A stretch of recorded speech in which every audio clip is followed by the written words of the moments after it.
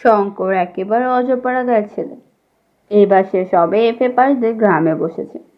কাজের মধ্যে সকালে বন্ধু বান্ধবদের বাড়িতে গিয়ে আড্ডা দেওয়া, দুপুরে আহারান্তে লম্বা ঘুম, বিকেলে পালঘাটের বাওড়ে মাছ ধরতে যাওয়া। সারা বৈশাখী হবে কাটবার পরে একদিন তার মা ডেকে বললেন, শোন, একটা কথা বলি শঙ্কর, তোর বাবার শরীর ভালো নয়। এই অবস্থায় আর তোর পড়াশোনা করে কি হবে? কে খরচ দেবে? এইবার কিছুই কাজে চেষ্টা দেখ। মায়ের কথাটা শঙ্করকে ভাবিয়ে তুললে। সত্যি তার বাবার শরীর আজ কমাস থেকে খুব খারাপ যাচ্ছে। কলকাতায় খরচ দেওয়া তার পক্ষে ক্রমেই অসম্ভব হয়ে উঠছে। অথচ করবেই বা কি শঙ্কর? এখন কি তাকে কেউ চাকরি দেবে? চিনেই বা সে কাকে? আমরা বলছি যে সময়ের কথা, ইউরোপের মহাযুদ্ধ বাধতে তখনও 5 বছর দেন। 1909 সালের কথা। তখন চাকুরির বাজার এতটা খারাপ ছিল না। শঙ্করদের গ্রামের এক ভদ্রলোক শ্যামনগরে না নৈহাটিতে পাটের কলে চাকরি করতেন। শঙ্করের মা তার স্ত্রীকে ছেলে চাকরির কথা বলে এলেন, যাতে তিনি স্বামীকে বলে শঙ্করের জন্য পাটের কলে একটা কাজ জোগাড় করে দিতে পারেন। ভদ্রলোক পরদিন বাড়ি বলতে এলেন যে শঙ্করের চাকরির জন্য তিনি সাধ্যমতো চেষ্টা করবেন। শঙ্কর সাধারণ ছেলে নয়। স্কুলে পড়বার সময় সে বরাবর খেলাধুলাতে প্রথম হয়ে এসেছে।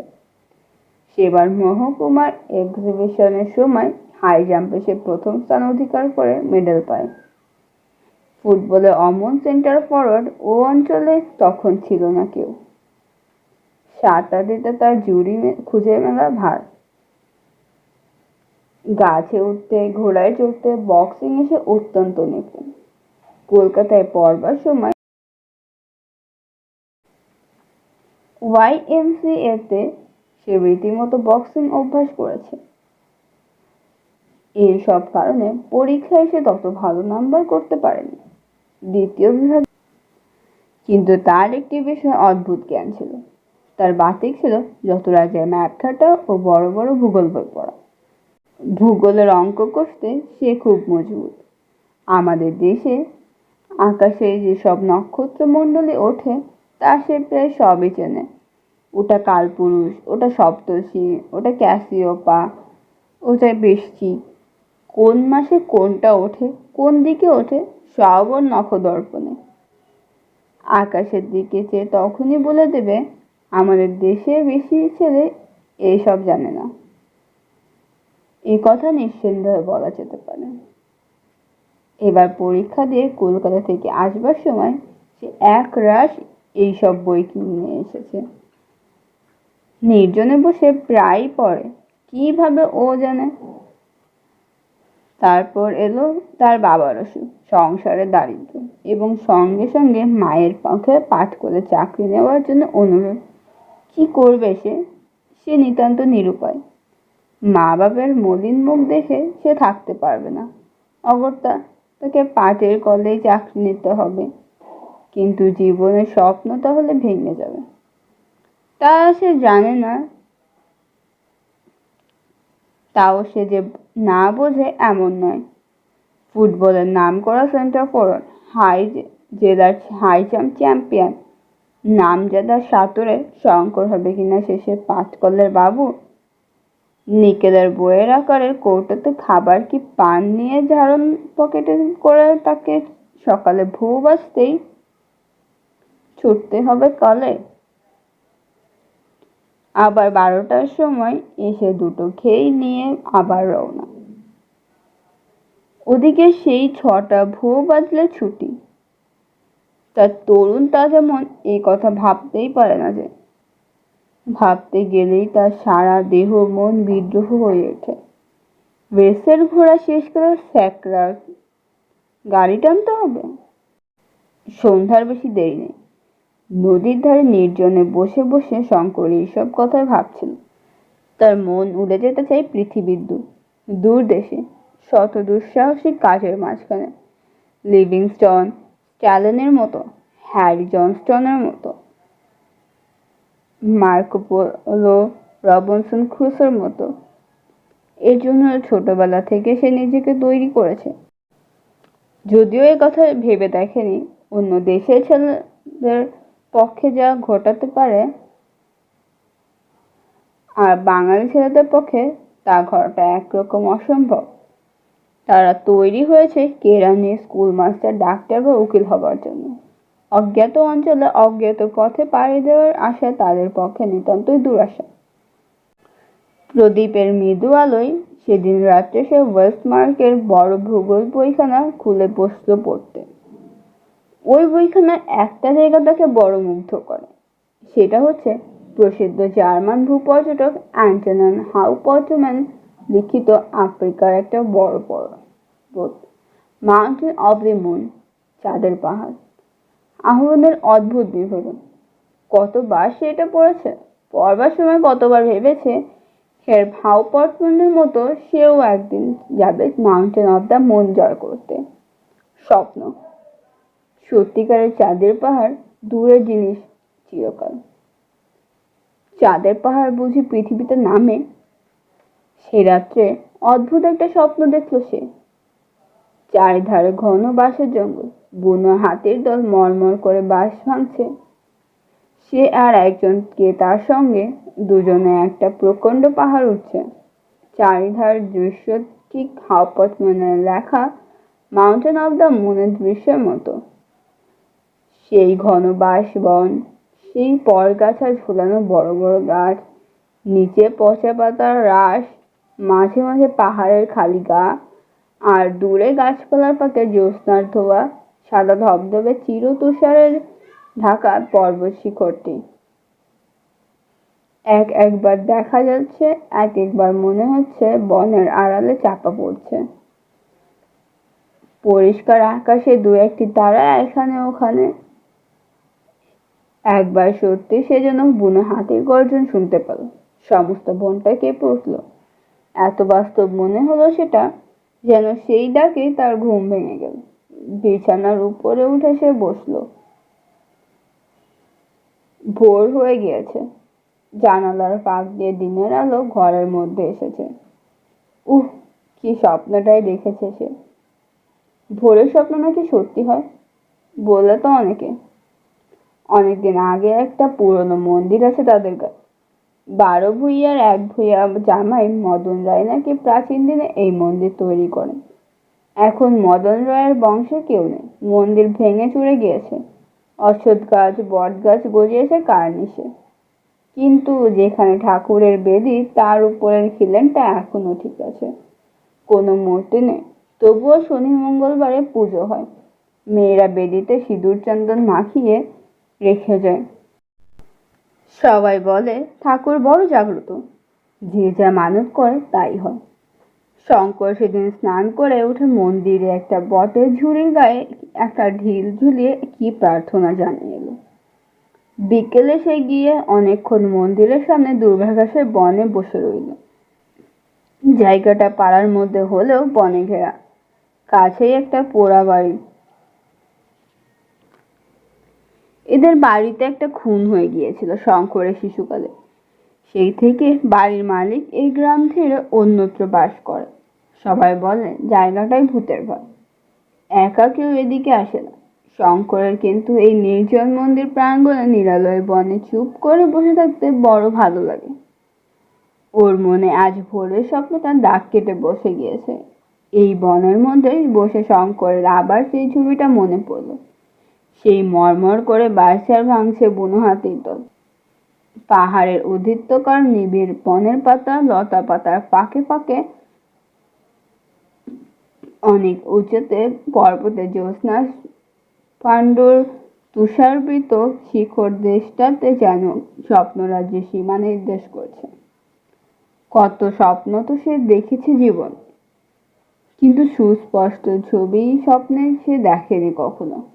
এমন গভীর রেখাপাত করেনি কোনো স্বপ্ন তার মনে। সব মিথ্যে। তাকে যেতে হবে পাটের কলে চাকরি করতে, তাই তার ললাটলিপি নয় কি? কিন্তু মানুষের জীবনে এমন সব অদ্ভুত ঘটনা ঘটে, যার উপন্যাসে ঘটাতে গেলে পাঠকেরা বিশ্বাস করতে চাইবে না, এসেই উড়িয়ে দেবে। শঙ্করের জীবনে এমন একটি ঘটনা সম্পূর্ণ অপ্রত্যাশিতভাবে ঘটে গেল। সকালবেলায় সে একটা নদীর ধারে বেরিয়ে এসে সবার বাড়িতে পা দিয়েছে। এমন সময় ওপাড়ার রামেশ্বর মুখার্জির স্ত্রী এক টুকরো কাগজ নিয়ে এসে তার হাতে দিয়ে বলল, বাবা শঙ্কর, আমার জামাইয়ের খোঁজ পাওয়া গেছে অনেকদিন পরে। ভদ্রেশ্বরে ওদের বাড়িতে চিঠি দিয়েছে। কাল পিন্টু সেখান থেকে এসেছে। এই তার ঠিকানা, তারা লিখে দিয়েছে। পড় তো বাবা। শঙ্কর বললে, ওহ, প্রায় 2 বছর পর খোঁজ মিলল। বাড়ি থেকে পালিয়ে গিয়েছে, কি ভয়টাই না দেখলেন। এর আগেও তো একবার পালিয়ে গিয়েছিলেন না? তারপর সে কাগজটা খুললে। লেখা আছে, Prasad Das Bandyopadhyay, Uganda railway head office, construction department, Mombasa, পূর্ব আফ্রিকা। শঙ্করের হাত থেকে কাগজের টুকরোটা পড়ে গেল। পূর্ব আফ্রিকা? পালিয়ে মানুষ এত দূরে যায়? তবে সে জানে নলিবালা দিদির এই স্বামী অত্যন্ত একরোখা, ডানপিটে ও ভবঘুরের ধরনের। একবার এই গ্রামে তার সঙ্গে শঙ্করের আলাপ হয়েছিল। শঙ্কর তখন এন্ট্রান্স ক্লাসে সবে উঠেছে। লোকটা খুব উদার প্রকৃতির, লেখাপড়া ভালোই জানে, তবে কোন একটা চাকরিতে বেশি দিন টিকে থাকতে পারে না। উড়ে বেড়ানোর স্বভাব। আর একবার পালিয়ে বর্মানা কোচিন কোথায় যেন গিয়েছিল। এইবারও বড় দাদার সঙ্গে কি নিয়ে যেন মনোমালিন্য হওয়া দরুন বাড়ি থেকে পালিয়েছিল। এ খবর শঙ্কর আগেই শুনেছিল। সেই প্রসাদ দাস বাবু পালিয়ে গিয়ে উঠেছেন একেবারে পূর্ব আফ্রিকায়। রামেশ্বর মুখার্জি ভালো বুঝতে পারলেন না তার জামাই কত দূরে গিয়েছে। অতটা দূরত্বের ধারণা তার ছিল না। তিনি চলে গেলে শঙ্কর ঠিকানাটা নিজের নোট বইয়ে লিখে রাখলে এবং সেই সপ্তাহের মধ্যে প্রসাদ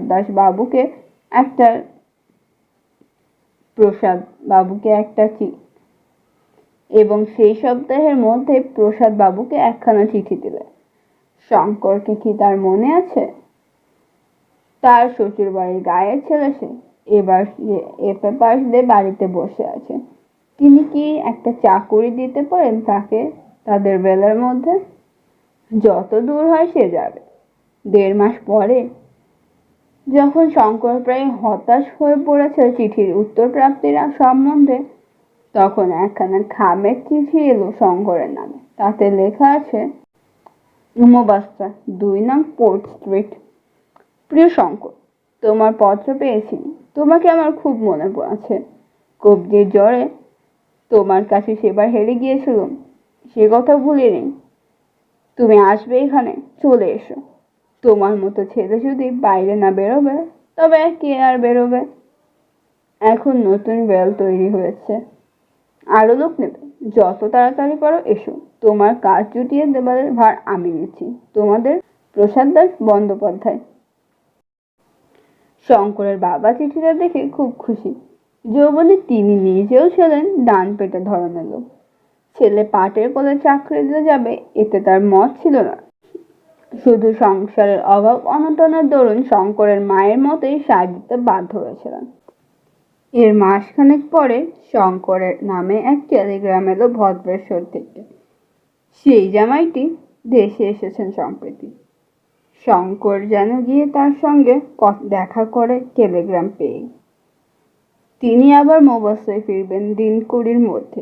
শঙ্করকে তাহলে সঙ্গে নিয়ে যেতে পারেন। 4 মাস পরের ঘটনা। মার্চ মাসের শেষ। মোবাসা থেকে রেলপথ গিয়েছে কিসুমো ভিক্টোরিয়া নায়াজা হ্রদের ধারে। তারই একটা শাখা লাইন তৈরি হচ্ছিল। জায়গাটা মোবাসা থেকে 350 মাইল পশ্চিমে। ইউগান্ডার রেলওয়ে নুটসবার্গ স্টেশন থেকে 72 মাইল দক্ষিণ পশ্চিম কোণে। এখানে শঙ্কর কনস্ট্রাকশন কোম্পানির কেরানি ও সরকারি স্টোর কিপার হয়ে এসেছে। থাকে ছোট একটা তাঁবুতে। তার আশেপাশে অনেক তাঁবু। এখানে এখনো বাড়িঘর তৈরি হয়নি বলে তাঁবুতেই সবাই থাকে। তাঁবুগুলো একটা খোলা জায়গা চক্রাকারে সাজানো। তাদের চারিধারে ঘিরে বহুদূরব্যাপী মুক্ত প্রান্তর, লম্বা ঘাসে ভরা, মাঝে মাঝে গাছ। তাঁবুগুলোর ঠিক গায়েই খোলা জায়গার শেষ সীমায় একটা বড় বাওব গাছ, আফ্রিকার বিখ্যাত গাছ। শঙ্কর কতবার দেখেছে ছবিতে, এবার সত্যিকার বাওব গাছ দেখে শঙ্করের জন্য আঁশ মেটে না। নতুন দেশ, শঙ্করের তরুণ তাজা মন, সে ইউগান্ডার এই নির্জন মাঠ ও বনে নিজের স্বপ্নের সার্থকতাটাকে যেন খুঁজে পেল। কাজ শেষ হয়ে যেতেই সে তাঁবু থেকে রোজ বেরিয়ে পড়তো। যেদিকে দুচোখ যাই সেদিকে বেড়াতে বের হতো। পূবে, পশ্চিমে, দক্ষিণে, উত্তরে, সব দিকেই লম্বা লম্বা ঘাস। কোথাও মানুষের মাথা সমান উঁচু, কোথাও তার চেয়েও নিচু। কনস্ট্রাকশন তাঁবুর ভারপ্রাপ্ত ইঞ্জিনিয়ার সাহেব একদিন শঙ্করকে ডেকে বললেন, শোনো রয়, প্রথম, এই ঘাসের জমিতে পথ হারাতে পারো, পথ হারিয়ে লোকে এইসব জায়গায় মারাও গিয়েছে জলের অভাবে। দ্বিতীয়, ইউগান্ডা সিংহের দেশ, এখানে আমাদের সারা শব্দ বা আর হাতুড়ির ঠোকার আওয়াজে সিংহ হয়তো একটু দূরে চলে গিয়েছে, কিন্তু ওদের বিশ্বাস নেই। খুব সাবধান, এসব অঞ্চল মোটেই নিরাপদ নয়। একদিন দুপুরে কাজকর্ম পুরোদমে চলছে, হঠাৎ তাঁবু থেকে কিছু দূরে লম্বা ঘাসের জমির মধ্যে মনুষ্য কণ্ঠের আর্তনাদ শোনা গেল। সবাই সেদিকে ছুটে গেল ব্যাপার কি দেখতে। শঙ্করও ছুটল। ঘাসের জমি পাতি পাতি করে খোঁজা হলো, কিছুই নেই সেখানে। কিসের চিৎকার তবে? ইঞ্জিনিয়ার সাহেব এলেন। কুলিদের নাম ডাকা হলো। দেখা গেল একজন কুলি অনুপস্থিত। অনুসন্ধানে জানা গেল সে একটু আগে ঘাসের বনের দিকে কাজে গিয়েছিল। তাকে ফিরে আসতে কেউ দেখেনি। খোঁজাখুঁজি করতে করতে ঘাসের বনের বাইরে কটা বালির ওপরে সিংহের পায়ের দেখা গেল। সাহেব বন্দুক নিয়ে লোকজন সঙ্গে করে পায়ের দাগ দেখে অনেক দূর এগিয়ে একটা বড় পাথরের আড়ালে হতভাগ্য কুলের রক্তাক্ত দেহ বার করলেন। তাকে তাঁবুতে ধরাধরি করে নিয়ে আসা হলো, কিন্তু সিংহের কোনো চিহ্ন মিলল না। লোকজনের চিৎকারে সে শিকার ফেলে পালিয়েছে। সন্ধ্যার আগেই কুলিটা মারা গেল। তাঁবুর চারপাশের লম্বা ঘাস অনেক দূর পর্যন্ত কেটে সাফ করে দেওয়া হলো পরদিনই। দিন কতক সিংহের কথা ছাড়া তাঁবুতে আর কোনো গল্পই হয়নি। তারপর মাসখানেক পরে ঘটনাটা পুরো হয়ে গেল, সে কথা সকলের মনে চাপা পড়ে গেল। কাজকর্ম আবার বেশ চলল। সেদিন দিনে খুব গরম। সন্ধ্যার একটু পরেই কিন্তু ঠান্ডা পড়ল। কুলিদের তাঁবুর সামনে কাঠকুঠো জ্বালিয়ে আগুন করা হয়েছে। সেইখানে তাঁবুর সবাই গোল হয়ে বসে গল্প গুজব করছে। শঙ্করও সেখানে আছে। সে ওদের গল্প শুনছে এবং অগ্নিকুণ্ডের আলোতে ক্যানিয়া মর্নিং নিউজ পড়ছে। খবরের কাগজখানা 5 দিনের পুরনো, কিন্তু এই জনহীন প্রান্তরে তবুও এইখান থেকেই বাইরের দুনিয়ার যা কিছু একটা খবর পাওয়া যায়। তিরুমল আপ্পা বলে একজন মাদ্রাজি কেরানির সঙ্গে শঙ্করের খুব বন্ধুত্ব হয়েছিল। তিরুমল তরুণ যুবক, বেশ ইংরেজি জানে, মনে খুব উৎসাহ। সে বাড়ি থেকে পালিয়ে এসেছে অ্যাডভেঞ্চারের নেশায়। শঙ্করের পাশে বসে সে আজ সন্ধ্যা থেকে ক্রমাগত দেশের কথা, তার বাপ মায়ের কথা, তার ছোট বোনের কথা বলছে। ছোট বোনকে সে বড় ভালোবাসে। বাড়ি ছেড়ে এসে তার কথাই তিরুমলের বড় মনে হয়। একবার সে দেশের দিকে যাবে সেপ্টেম্বর মাসের শেষে। মাস 2 ছুটি মঞ্জুর করবে না সাহেব? ক্রমে রাত বেশি হলো। মাঝে মাঝে আগুন নিভে যাচ্ছে, আবার কুলিরা তাতে কাঠকুঠো ফেলে দিচ্ছে। আরো অনেকে উঠে শুতে গেল। কৃষ্ণপক্ষে চাঁদ ধীরে ধীরে দূর দিগন্তে দেখা দিল। সমগ্র প্রান্তর জুড়ে আলো আঁধারে লুকাচুরি আর বনে গাছের দীর্ঘ ছায়া। শঙ্করের ভারী অদ্ভুত মনে হচ্ছিল বহুদূর বিদেশের এই স্তব্ধ সৌন্দর্য রাত্রি। কুলিদের ঘরের একটা খুঁটিতে হেলান দিয়ে সে এক বিস্তৃত সম্মুখের বিশাল জনহীন তৃণভূমির আলোতে আলো আধার মাখার রূপের দিকে সে কত কি ভাবছিল। ওই বাউব গাছটার দিকে অজানা দেশের সীমানা কেপটাউন পর্যন্ত বিস্তৃত।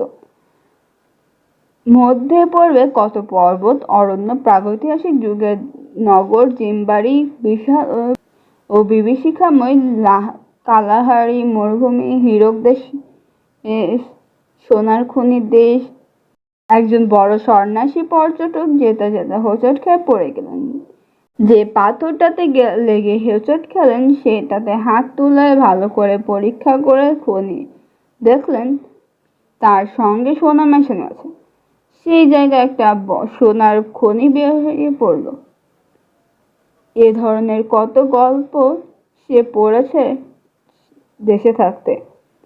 এই সেই আফ্রিকা, সেই রহস্যময় মহাদেশ, সোনার দেশ, হীরের দেশ, কত অজানা জাতি, অজানা দৃশ্যাবলী, অজানা জীবজন্তু এর সীমাহীন ট্রপিক্যাল অরণ্যে আত্মগোপন করে আছে। কে তার হিসাব রেখেছে? কত কি ভাবতে ভাবতে শঙ্কর কখন ঘুমিয়ে পড়েছে, হঠাৎ কিসের শব্দে ঘুম ভাঙলো। সে ধর্মর করে জেগে উঠে বসলো। চাঁদ আকাশে অনেকটা উঠেছে। ধবধবে সাদা জ্যোৎস্না দিনের মতো পরিষ্কার। অগ্নিকুণ্ডের আগুন গিয়েছে নিভে। কুলিরা সব কুণ্ডলি পাকিয়ে আগুনের উপরে শুয়ে আছে। কোনো দিকে কোনো শব্দ নেই। হঠাৎ শঙ্করের দৃষ্টি পড়লো তার পাশে। এখানে তো তিরুমল আপ্পা বসেছিল, তার সঙ্গে গল্প করছিল। কোথায় সে? তাহলে সে তাঁবুর মধ্যে ঘুমোতে গিয়ে থাকবে।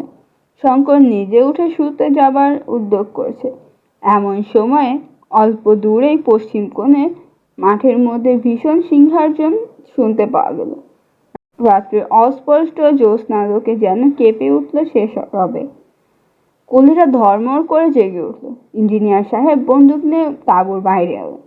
শঙ্কর জীবনেই প্রথম সিংহের গর্জন শুনল।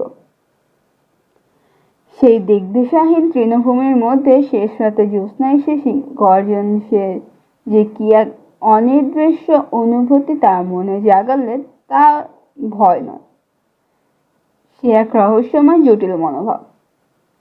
একজন বৃদ্ধ মাসাই কুলি ছিল তাঁবুতে।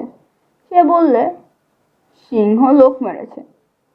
লোক না মারলে এমন গর্জন করবে না। তাঁবুর ভেতর থেকে তিরুমলের সঙ্গী এসে হঠাৎ জানালে, তিরুমলের বিছানা শূন্য, তাঁবুর মধ্যে কোথাও সে নেই। কথাটা শুনে সবাই চমকে উঠল। শঙ্কর নিজেও তাঁবুর মধ্যে ঢুকে দেখে এলো সত্যি সেখানে কেউ নেই। তখনই কুলিরা আলো জ্বেলা লাঠি নিয়ে বেরিয়ে পড়লো। সব তাঁবুগুলোতে খোঁজ করা হলো। নাম ধরে চিৎকার করে ডাকাডাকি করলে সবাই মিলে। তিরুমলের কোনো সাড়া মিলল না।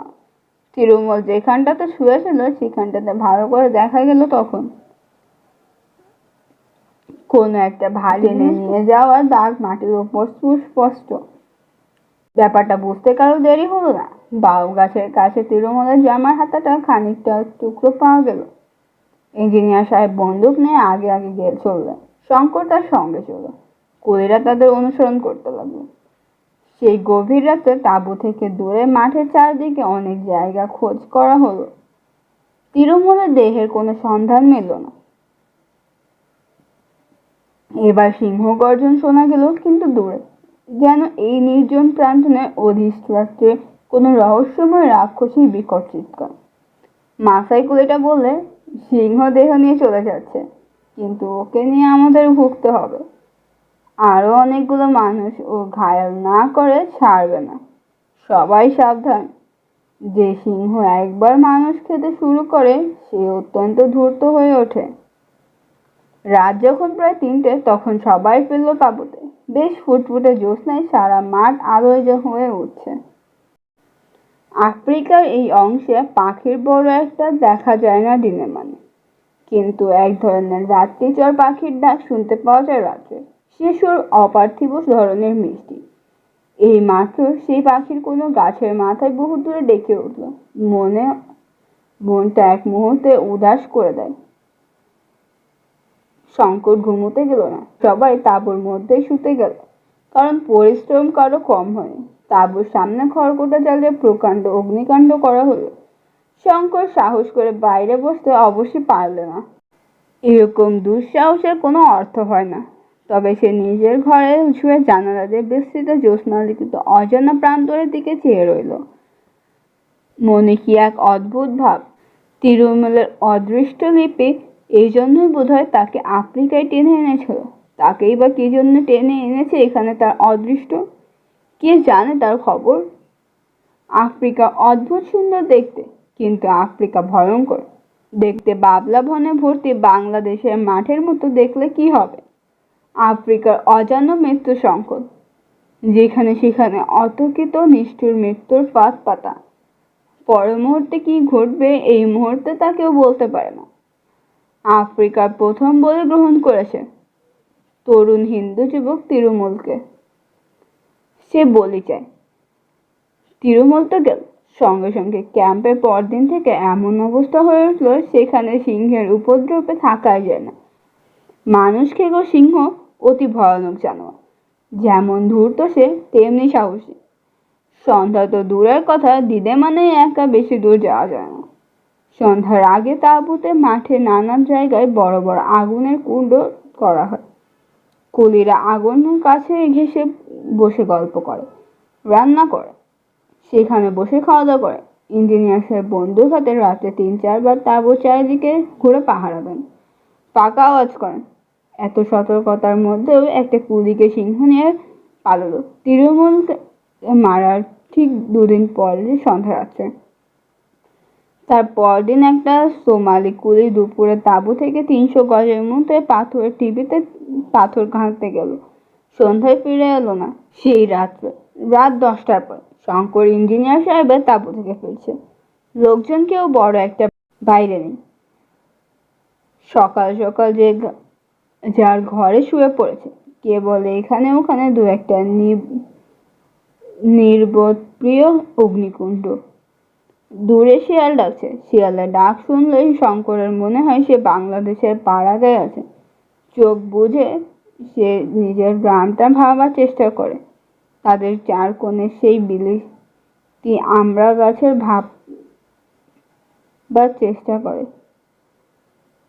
আজও সে একবার থমকে দাঁড়িয়ে তাড়াতাড়ি চোখ বুঝল। কি চমৎকার লাগে! কোথায় সে? সেই তাদের বাড়ির জানালার পাশে তক্তার পাশে শুয়ে। বিলিতি আম গাছটার ডালপালা চোখ খুললেই চোখে পড়বে। ঠিক দেখবে সে চোখ খুলে। শঙ্কর ধীরে ধীরে চোখ খুলল। অন্ধকার প্রান্তর। দূরে সেই বড় বারব গাছটা অস্পষ্ট অন্ধকার দৈত্যের মতো দাঁড়িয়ে আছে। হঠাৎ তার মনে হলো সামনে একটা ছাতার মতো গোল খড়ের নিচে চালার উপরে কি যেন একটা নড়ছে। পরক্ষণে সে ভয়ে ও বিস্ময়ে কাঠ হয়ে গেল। প্রকাণ্ড একটা সিংহ খড়ের চালার থাবা দিয়ে খুঁচিয়ে গর্ত করার চেষ্টা করছে। ও মাঝখানের নখটা চালার গর্ত থেকে নিয়ে গিয়ে ঘিসে ঘ্রাণ নিচ্ছে। তার কাছ থেকে চালার দূরত্ব বেশ বড়জোর বিশাল। শঙ্কর বুঝলে সে ভয়ানক বিপদগ্রস্ত। সিংহ চালার খড় খুঁচিয়ে গর্ত করতে ব্যস্ত। সেখানে ঢুকে সে মানুষ নেবে। শঙ্করকে সে এখনো দেখতে পায়নি। তাঁবুর বাইরে কোথাও লোক নেই। সিংহের ভয়ে বেশি রাত্রে কেউ বাইরে থাকে না। নিজে সে সম্পূর্ণ নিরস্ত্র। এক গাছা লাঠি পর্যন্ত নেই হাতে। শঙ্কর নিঃশব্দে পিছু হটতে লাগলো ইঞ্জিনিয়ারের তাঁবুর দিকে, সিংহের দিকে চোখ রেখে। ১ মিনিট ২ মিনিট নিজের স্নায়ুমণ্ডলের উপর যে তার এত কর্তৃত্ব ছিল তা এর আগে শঙ্কর জানত না। একটা ভীতিসূচক শব্দ তার মুখ দিয়ে বেরোলো না। সে হঠাৎ পিছু ফিরে দৌড় দেবার চেষ্টাও করলো না। ইঞ্জিনিয়ার তাঁবুর পর্দা উঠিয়ে সে ঢুকলো। সাহেব টেবিলে বসে তখন কাজ করছে। সাহেব ওর রকম সকম দেখে বিস্মিত হয়ে কিছু জিজ্ঞাসা করবার আগেও বলল, সাহেব, সিংহ! সাহেব লাফিয়ে উঠল। কই, কোথায়? বন্দুকের র্যাকে একটা .375 ম্যানিকোল রাইফেল ছিল। সাহেব সেটা নামিয়ে নিল, শঙ্করকে একটা রাইফেল দিল। দুজনে তাঁবুর পর্দা তুলে আস্তে আস্তে বাইরে এলো। একটু দূরেই কুলি লাইন সেই গোল চালা। কিন্তু চালার উপর সিংহ কোথায়? সঙ্গে আঙ্গুল দিয়ে দেখিয়ে বলল, এইমাত্র দেখে গেলাম স্যার, ওই চালার উপর সিংহ থাবা দিয়ে খড় খোঁচাচ্ছে। সাহেব বললেন, পালিয়েছে, জাগাও সবাইকে। একটু পরে তাঁবুতে মহা শোরগোল পড়ে গেল। লাঠি, সরকি, গাতি, মুগুর নিয়ে কুলিরা দল হল্লা করে বেরিয়ে পড়ল। খোঁজ খোঁজ চারদিকে। খড়ে চালা সত্যি ফুটো দেখা গেল, সিংহের পায়ের দাগও পাওয়া গেল, কিন্তু সিংহ উধাও। আগুনের কুণ্ড বেশি করে কাঠ ও শুকনো খড় ফেলে আগুন আবার জ্বালানো হলো। সেই রাত্রে অনেকের ভালো ঘুম হলো না।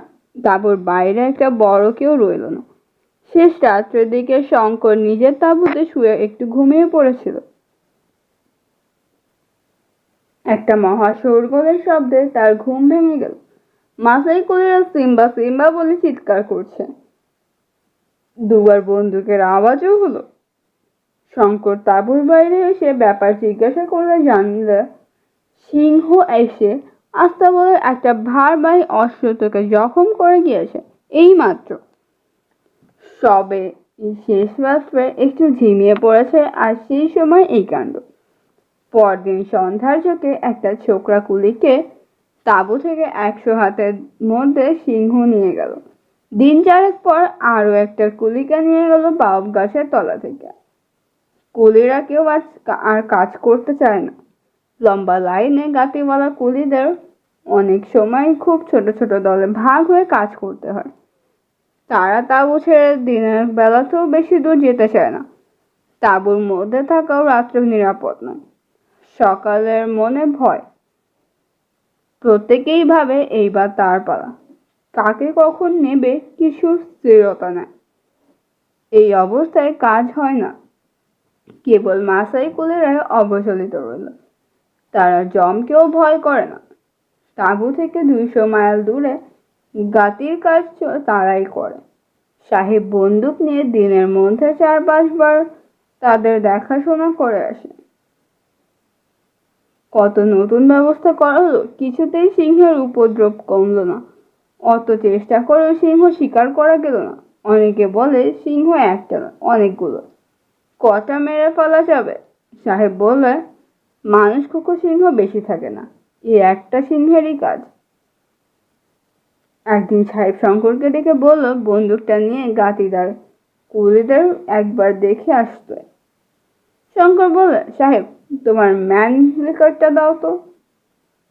সাহেব রাজি হলো। শঙ্কর বন্দুক নিয়ে একটা অশ্বত্থরে রওনা হলো। তাঁবু থেকে মাইলখানেক দূরে এক জায়গায় একটা ছোট জলা। শঙ্কর দূর থেকে যখন দেখতে পেয়েছে তখন বেলা প্রায় 3টে। কেউ কোনো দিকে নেই। রোদের ঝাঁজ মাঠে তাপ তরঙ্গ সৃষ্টি করেছে। হঠাৎ অশ্বত্থ থমকে দাঁড়িয়ে গেল। আর কিছুতেই সে এটা এগিয়ে যেতে পারে না। শঙ্করের মনে হলো জায়গাটার দিকে অশ্বত্থ ভয় পাচ্ছে। একটু পরে পাশের ঝোপে কি যেন একটা নড়ল। সেদিকে সে কিছু দেখতে পেল না। সে অশ্বত্থর থেকে নামল, তবু অশ্বত্থ নামতে চায় না। হঠাৎ শঙ্কর শরীরে যেন বিদ্যুৎ খেলে গেল।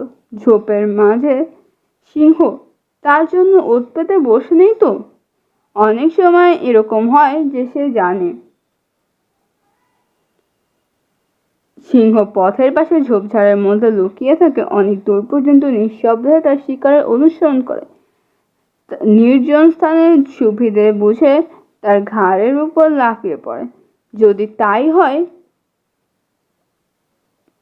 শঙ্কর অশ্বত্থ নিয়ে আর এগিয়ে যাওয়া উচিত বিবেচনা করল না। ভাবলে তাঁবুতে ফিরেছে, সবে সে তাঁবুর দিকে অশ্বত্থের মুখটা ফিরিয়েছে, এমন সময় আবার ঝোপের মধ্যে কি একটা নড়ল। সঙ্গে সঙ্গে ভয়ানক সিংহ গর্জন এবং একটা ধূসর বর্ণের বিরাট দেহ সশব্দে অশ্বত্থের উপর এসে পড়ল। শঙ্কর তখন হাত চারেক এগিয়ে আছে। সে তখনই ফিরে দাঁড়িয়ে বন্দুক উঁচিয়ে উপরি উপরি দুবার গুলি করলে গুলি লেগেছে কিনা বোঝা গেল না। কিন্তু তখনই অশ্বত্থ মাটিতে লুটিয়ে পড়ল। ধূসর বর্ণের জানোয়ারটা পলাতক। শঙ্কর পরীক্ষা করে দেখলে অশ্বত্থের কাঁধের কাছে অনেকটা মাংস ছিন্ন ভিন্ন, রক্তে মাটিটা ভেসে যাচ্ছে। যন্ত্রণায় সে ছটফট করছে। শঙ্কর এক গুলিতে তার যন্ত্রণার অবসান করলে। তারপর সে তাঁবুতে ফিরে এলো। সাহেব বললে, সিংহ নিশ্চয়ই জখম হয়েছে। বন্দুকের গুলি যদি গায়ে লাগে তবে দস্তুর মতো জখম তাকে হতেই হবে। কিন্তু গুলি লেগেছিল তো? শঙ্কর বলে, গুলি লাগালাগির কথা সে বলতে পারবে না। বন্দুক ছোড়া ছিল এইমাত্র কথা। লোকজন নিয়ে খোঁজাখুঁজি করে 2-3 দিনেও কোনো আহত বা মৃত সিংহের সন্ধান পাওয়া গেল না। জুন মাসের প্রথম থেকে বর্ষা নামলো। কতকটা সিংহর উপদ্রবের জন্য, কতটা জলভূমির সান্নিধ্যের জন্য জায়গাটা অস্বাস্থ্যকর হয় তাঁবু ওখান থেকে উঠে গেল। শঙ্কর আর কনস্ট্রাকশন তাঁবুতে থাকতে হলো না। To kick the habit that my mind is breathing in.